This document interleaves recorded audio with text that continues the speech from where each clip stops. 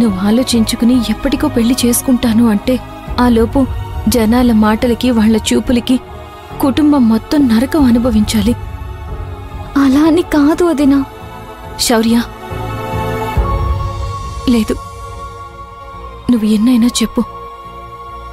నీ నిర్ణయం అనేది వెంటనే చెప్పాలి. నీ మనసు మార్చుకుని పెళ్లి చేసుకుంటావా లేదా? మనసు మార్చేసుకున్నా వదినా. కాకపోతే పెళ్లి చేసుకుని అతనితో సంతోషంగా ఉండగలనా లేనా మాత్రం నేను చెప్పలేను. శౌర్య, అది కాదు. ప్లీజ్ వదినా, నా బాధ అర్థం చేసుకుని నువ్వేం చెప్పాలనుకుంటే అది చెప్పు. ఇంతకు మించి నేను చెప్పడానికి ఏం లేదు. సరే శౌర్య, పెళ్లి చేసుకుంటాను, కానీ కొంచెం టైం కావాలి అని అడిగిందని చెప్తాను, సరేనా?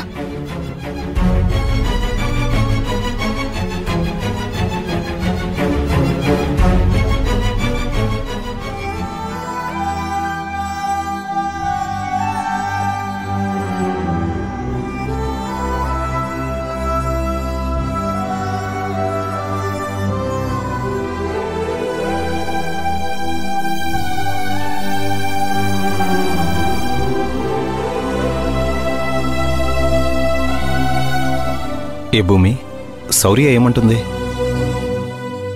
తనని వివరంగా అడిగాను బావగారు. మీ ఇష్ట ప్రకారమే కానివ్వండి అని చెప్పింది.